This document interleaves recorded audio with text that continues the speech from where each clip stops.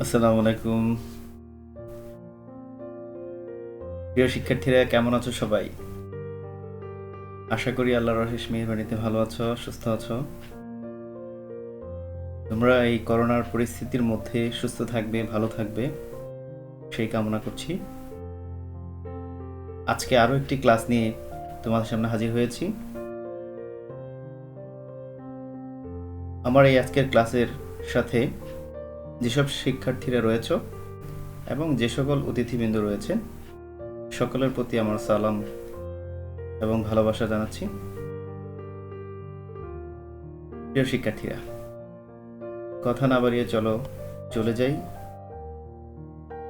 আমাদের মূল যে ক্লাস, সেই ক্লাসে। আজকে একাদশ শ্রেণীর হিসাব বিজ্ঞান বিষয়ের একটি ক্লাস উপস্থাপন করছি। ক্লাসটি অবশ্যই তোমরা দেখবে এবং এই ক্লাসটি যারা নতুন ভর্তি হয়েছে একাদশ শ্রেণীতে তাদের জন্য খুবই সহজ করে তৈরি করা হয়েছে। আশা করি ক্লাসটি তোমাদের ভালো লাগবে। চলো শিক্ষার্থীরা, আমরা ক্লাসে যাই।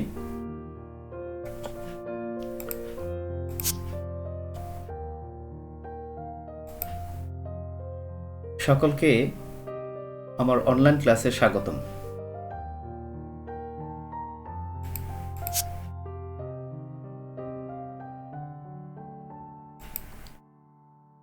This is me, Alamgir Hossain, প্রভাষক হিসাব বিজ্ঞান, পদ্মা সরকারি কলেজ। প্রিয় শিক্ষার্থীরা, করোনা ভাইরাস থেকে বাঁচতে হলে ঘরে থাকতে হবে, সুস্থ থাকতে হলে ঘরে থাকতে হবে।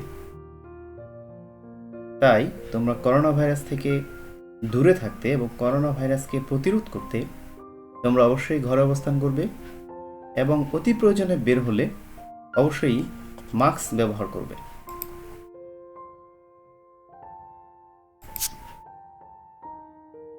প্রিয় শিক্ষার্থীরা, মাদক থেকে তোমরা দূরে থাকবে, ধূমপান থেকে তোমরা বিরত থাকবে, কারণ ধূমপান দিয়ে মাদকের যাত্রা শুরু হয় আর ধীরে ধীরে শেষ হয় একটি সুন্দর জীবন, একটি সুন্দর ভবিষ্যৎ। চলো আমরা একটি স্লোগান দিই, মাদক থেকে দূরে থাকো, মনটাকে শুদ্ধ রাখো। প্রিয় শিক্ষার্থীরা, আজকের লেসনে যেতে হলে আমাদেরকে আগেই কিছু ছবি দেখে নিতে হবে, যে ছবিগুলোর মাধ্যমে আমরা আজকের লেসনটা খুব সহজেই বুঝতে পারবো। চলো দেখি কিছু ছবি।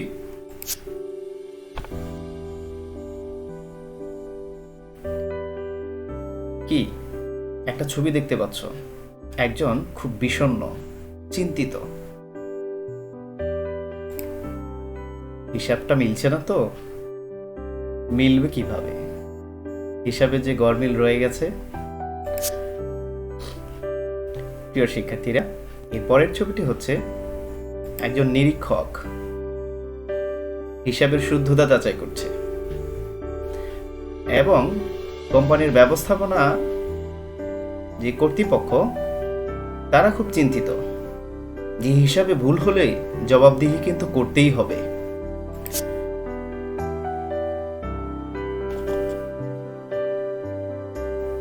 আমরা বর্তমান যুগ তথ্যের যুগ, এই তথ্যের যুগে বসবাস করছি।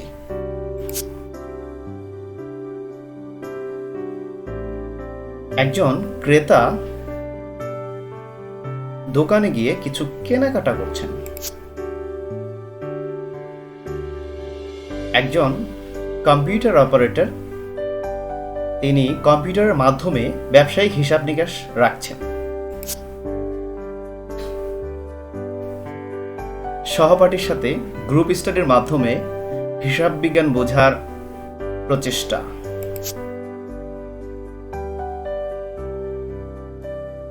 একটি প্রতিষ্ঠানের তথ্য নিতে হলে সেই প্রতিষ্ঠানে যেতে হবে এবং তথ্য চাইতে হবে।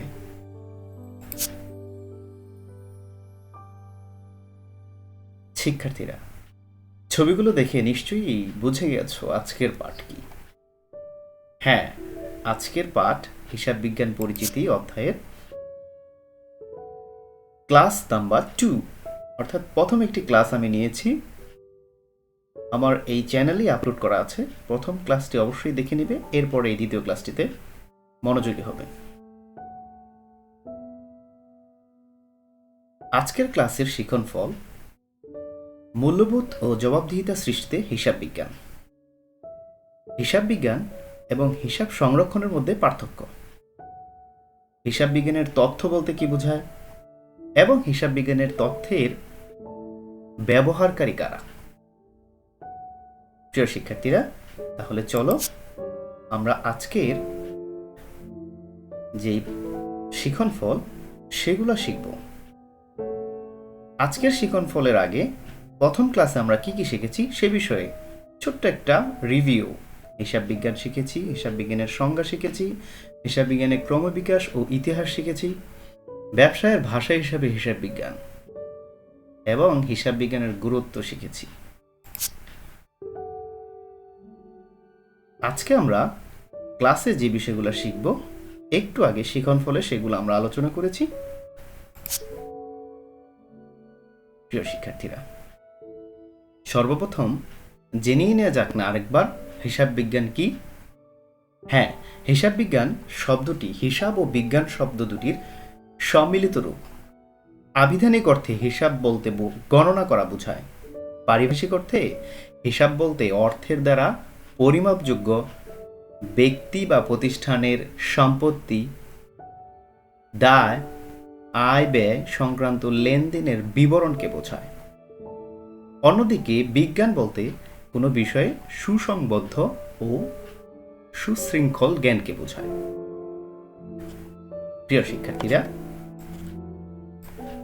আমরা বলতে পারি যে সকল লেনদেন সুন্দর ও সুশৃঙ্খলভাবে হিসাবের বইতে লিপিবদ্ধকরণ, শ্রেণীবদ্ধ করার মাধ্যমে আর্থিক ফলাফল নির্ণয়, আর্থিক অবস্থান নিরূপণ এবং এর ব্যাখ্যা বিশ্লেষণ করে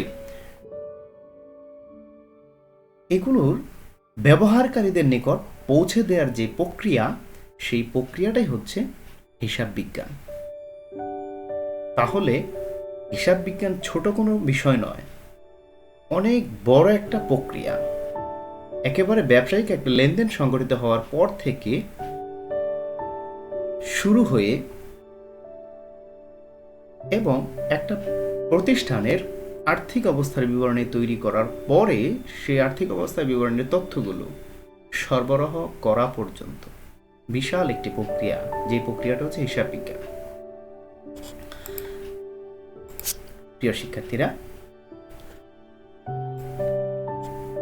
চলো আমরা দেখি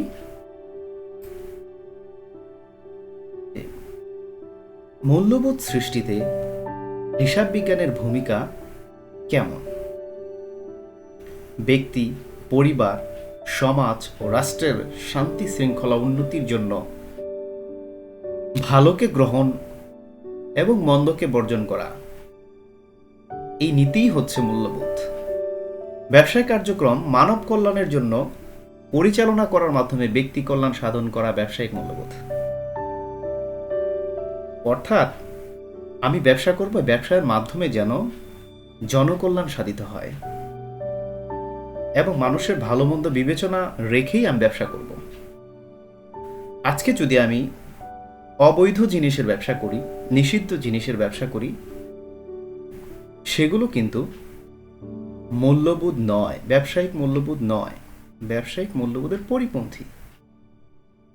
প্রিয় শিক্ষার্থীরা, মূল্যবোধের সাথে জড়িত বিশ্বাস। একটা হিসাব রক্ষকের মনের মধ্যে যে মূল্যবোধ সৃষ্টি হবে তার মাধ্যমে তিনি একটা প্রতিষ্ঠানের সঠিকভাবে হিসাব রাখবেন। প্রিয় শিক্ষার্থীরা, তাহলে চলো জেনে নেই যে মূল্যবোধ সৃষ্টিতে হিসাব বিজ্ঞান কি ভূমিকা পালন করছে।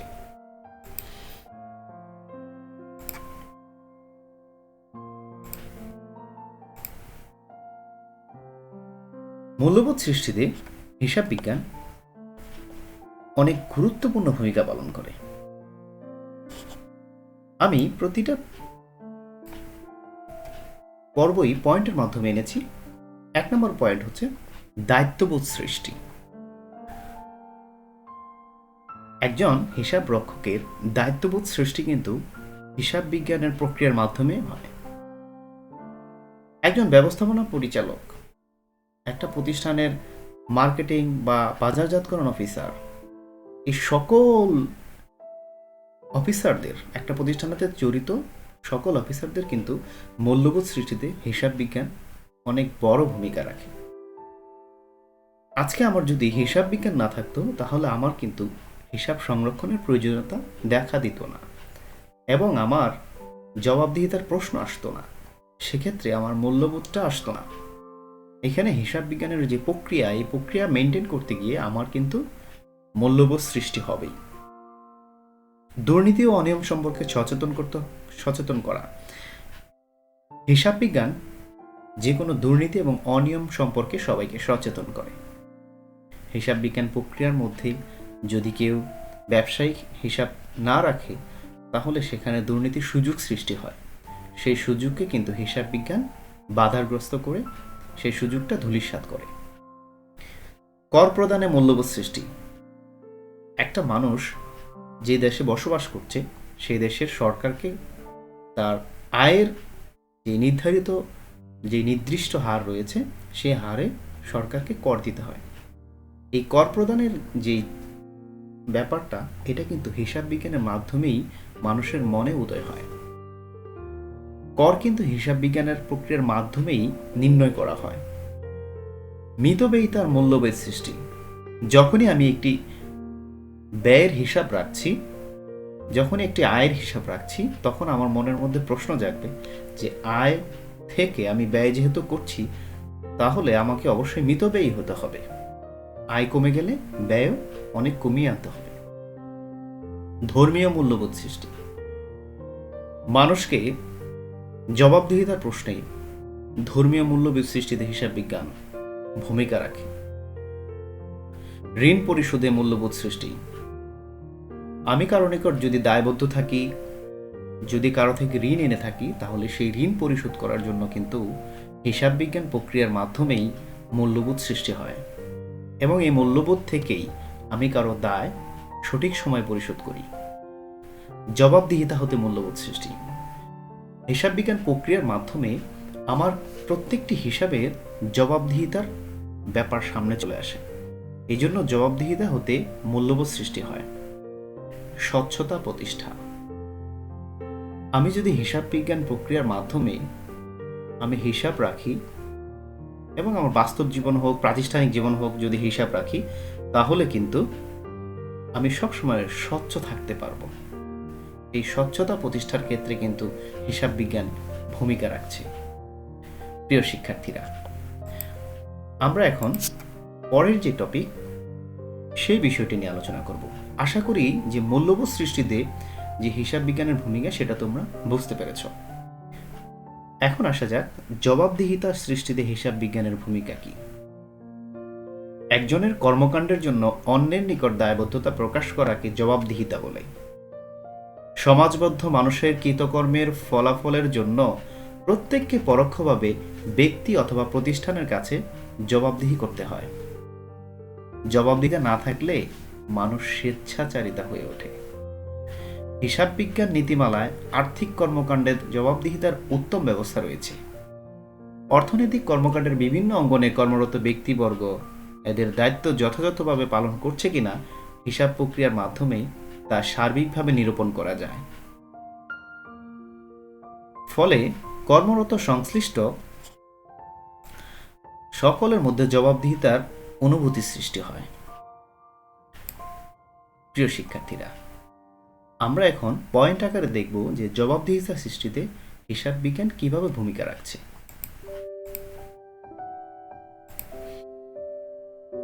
ফার্স্ট অফ অল, ব্যবস্থাপনা কর্তৃপক্ষের নিকট অধীনস্থদের জবাবদিহিতা। ব্যবস্থাপনা যারা কর্তৃপক্ষ রয়েছেন একটা প্রতিষ্ঠানে, তাদের অধীনস্থ যারা রয়েছেন অফিসার, কর্মচারী, তারা কিন্তু ব্যবস্থাপনা কর্তৃপক্ষের নিকট জবাবদিহি করে। প্রতিদিনের হিসাব, প্রতিদিনের যে অফিসিয়াল কার্যক্রম সব কিছুর জন্য জবাবদিহি করতে হয়। ঋণদাতা ও বিনিয়োগকারীদের নিকট জবাবদিহিতা, একটা প্রতিষ্ঠান সঠিকভাবে পরিচালনা করলো কিনা, কতটুকু প্রফিট করেছে, কতটুকু লস করেছে, কতটুকু মুনাফা বা ক্ষতি হয়ে গেল, এই জিনিসগুলো কিন্তু ওই প্রতিষ্ঠানে যারা ঋণ দিয়েছে, যারা বিনিয়োগ করেছে, তারা কিন্তু জানতে চাইবে, তারা কিন্তু জবাব চাইবে। তখন এই ঋণদাতা ও বিনিয়োগকারীদের নিকট জবাবদিহিতার প্রশ্নে হিসাব বিজ্ঞান বিশাল ভূমিকা রাখছে। প্রচলিত আইনের বিধান মেনে চলা, হিসাব বিজ্ঞানের যে প্রচলিত আইন রয়েছে সেই বিধান কিন্তু মেনে চলতে হবে। এই বিধান মেনে চলার মাধ্যমে হিসাব বিজ্ঞান জবাবদিহিতা সৃষ্টিতে ভূমিকা রাখছে। মালিক পক্ষের নিকট ব্যবস্থাপনা কর্তৃপক্ষের জবাবদিহিতা, যারা ব্যবসা করছে তারা কিন্তু কর্মচারীদের নিকট জবাব চাইবে। একটা প্রতিষ্ঠানের মালিকরা ব্যবস্থাপনা কর্তৃপক্ষের নিকট জবাব চাইবে। সততা ও দায়িত্ববোধ জাগ্রত হয়। জবাবদিহিতার জন্য মানুষের মনে সততা এবং দায়িত্ববোধ জাগ্রত হয়।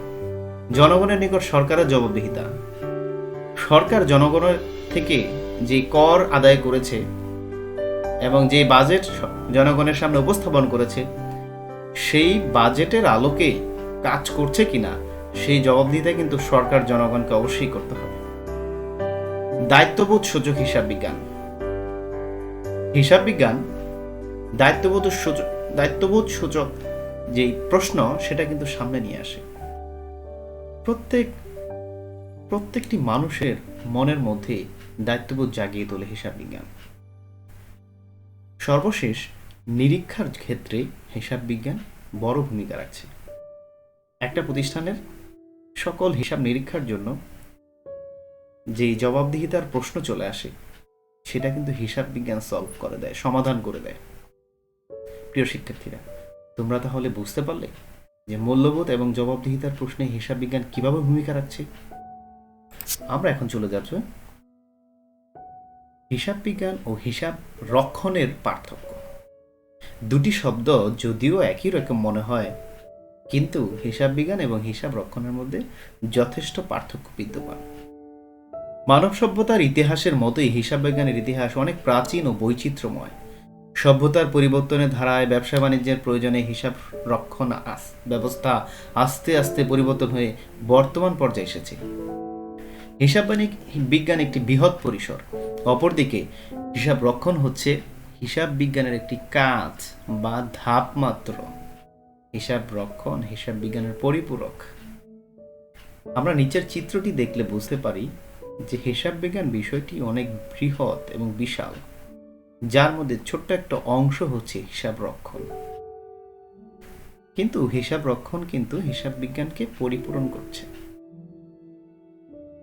আমরা পার্থক্যটা একটু ডিটেলসে যদি যাই তাহলে আমরা বলতে পারি যে সংজ্ঞাগত একটা পার্থক্য রয়েছে। এরপরে আওতা এবং উদ্দেশ্য, কাজ, স্তর, এগুলো কিন্তু পার্থক্যের বিষয়ের মধ্যে আমরা পেয়ে থাকি।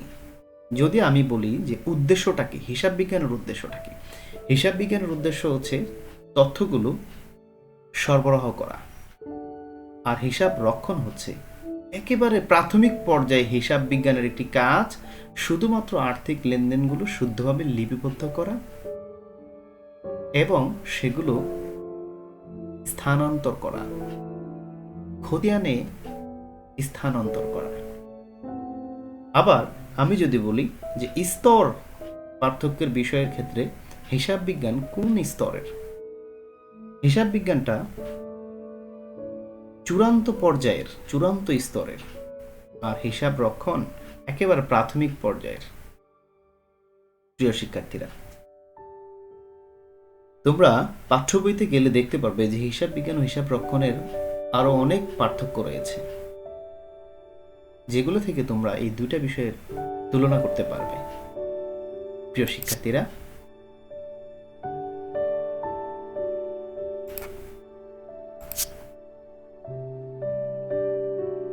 হিসাব তথ্য কি? আমাদের আজকের একটি গুরুত্বপূর্ণ বিষয় হচ্ছে হিসাব তথ্য। সাধারণ তথ্য হলো আমাদের চারপাশের কোনো একটি বিষয়বস্তু যা আমাদেরকে নতুন কিছু করতে শেখায়, নতুনভাবে সিদ্ধান্ত গ্রহণ করতে সাহায্য করে। যেমন উন্নয়ন সংক্রান্ত তথ্য, আবহাওয়া সম্পর্কিত তথ্য, শিক্ষা সংক্রান্ত তথ্য, এগুলো হচ্ছে আমাদের চারপাশের যে তথ্য। একটি ব্যবসা প্রতিষ্ঠানের দৈনন্দিন ঘটে যাওয়া বিভিন্ন আর্থিক ঘটনাবলী, যেগুলোকে অর্থের মাপকাঠিতে পরিমাপ করা যায়, যা প্রতিষ্ঠানের আর্থিক অবস্থার পরিবর্তন ঘটায়, যা কমপক্ষে দুটি পক্ষকে প্রভাবিত করে, সে সমস্ত ঘটনাগুলোকে প্রক্রিয়াকরণের মাধ্যমে আমরা যে ফলাফল পাই, সেই ফলাফলকে হিসাব বিজ্ঞান তথ্য বলা হয়। যেমন একটি ব্যবসায় প্রতিষ্ঠান 50,000 টাকার পণ্য বিক্রয় করলো, এটা একটা ব্যবসায়িক তথ্য। আমরা নিচের চিত্রটি দেখলে বুঝতে পারি যে আমাদের কতগুলো মানুষের সাথে এই হিসাব তথ্য জড়িত রয়েছে। প্রিয় শিক্ষার্থীরা, আমরা এখন জানবো যে এই হিসাব তথ্যের ব্যবহারকারী কারা। দুই ধরনের ব্যবহারকারী আমরা পেয়ে থাকি। এক ধরন হচ্ছে অভ্যন্তরীণ ব্যবহারকারী এবং আরেকটা হচ্ছে বহিস্থ ব্যবহারকারী। অভ্যন্তরীণ ব্যবহারকারী কারা? অভ্যন্তরীণ ব্যবহারকারী হচ্ছে হিসাব বিজ্ঞানের যে প্রতিষ্ঠান রয়েছে, এই প্রতিষ্ঠানগুলোর যাদের হিসাব আমরা রাখছি, এই প্রতিষ্ঠানের ভিতরে যারা কাজ করছে, প্রতিষ্ঠানের সাথে সরাসরি সম্পৃক্ত যারা, তারা কারা? পরিচালনা পর্ষদ, ব্যবস্থাপকগণ। এই ব্যবস্থাপকগণের মধ্যে রয়েছে বিপণন ব্যবস্থাপক, উৎপাদন ব্যবস্থাপক, অর্থ পরিচালক, আরও অনেকে। এছাড়াও রয়েছে উচ্চপদস্থ কর্মকর্তা। এরা এই প্রতিষ্ঠানের সাথে সরাসরি সম্পৃক্ত বিধায় এরা অভ্যন্তরীণ ব্যবহারকারী নামে পরিচিত। বহিস্থ ব্যবহারকারী বিনিয়োগকারী, পাওনাদার, কর কর্তৃপক্ষ, নিয়ন্ত্রণকারী কর্তৃপক্ষ, সিকিউরিটি অ্যান্ড এক্সচেঞ্জ কমিশন, কেন্দ্রীয় ব্যাংক, অর্থ বিভাগ, গ্রাহকগণ, সরবরাহকারীগণ, এরা হচ্ছে বহিস্থ ব্যবহারকারী, অর্থাৎ প্রতিষ্ঠানের বাহিরের যাদের সাথে প্রতিষ্ঠান সম্পর্ক রাখছে, তাদেরকে আমরা বহিস্থ ব্যবহারকারী বলছি। এরা সবাই কিন্তু একটা প্রতিষ্ঠানের সকল আর্থিক তথ্য চায়, সকল আর্থিক তথ্য জানতে চায়। তাহলে এই সকল যেই পক্ষ রয়েছে তাদেরকে আর্থিক তথ্য সরবরাহ করা হিসাব বিজ্ঞানের দায়িত্ব। প্রিয় শিক্ষার্থীরা, আমরা হিসাব তথ্য এবং হিসাব তথ্যের ব্যবহারকারী সম্বন্ধে জানলাম। চলো এই সম্পর্কিত কয়েকটি প্রশ্নের উত্তর দাও। 1 নম্বর প্রশ্ন হচ্ছে, হিসাব বিজ্ঞানে কয় প্রকারের তথ্য ব্যবহারকারী আছে? কি খুব সহজ না? আমি জানি তোমরা পারো। কোনটি অভ্যন্তরীণ তথ্য ব্যবহারকারী, কোনটি হিসাবের বাহ্যিক তথ্য ব্যবহারকারী? খুবই সহজ কিছু প্রশ্ন, তোমরা উত্তর দিবে আমার এই ভিডিওর কমেন্টসে। প্রিয় শিক্ষার্থীরা, একটি ছবি দেখাই তোমাদের। এখানে একজন ব্যক্তির ছবি রয়েছে এবং পাশে একটা বইয়ের নাম সহ কভার পেজ রয়েছে। বলো তো ব্যক্তিটি কে এবং এই পাশের বইয়ের সাথে তার সম্পর্ক কি? আমাকে কমেন্টস করে জানাও। প্রিয় শিক্ষার্থীরা, অনেকটা সময় তোমাদের সাথে পার করলাম। বাড়িতে এই প্রশ্নগুলো, সংক্ষিপ্ত প্রশ্নগুলো পড়ে নাও এবং আজকের মতো এখানেই শেষ করছি। No more today. প্রিয় শিক্ষার্থীরা, আমার একটি চ্যানেল রয়েছে ইউটিউবে, যে চ্যানেলটি তোমরা সাবস্ক্রাইব করতে পারো। তাহলে প্রতিনিয়ত যে ক্লাসগুলো আপলোড হবে সেই ক্লাসগুলো তোমরা দ্রুত সময়ের মধ্যেই তোমরা পেয়ে যাবে। প্রিয় শিক্ষার্থীরা, আজকের মতো এখানেই শেষ করছি। সবার সুস্বাস্থ্য কামনা করছি। আল্লাহ হাফেজ।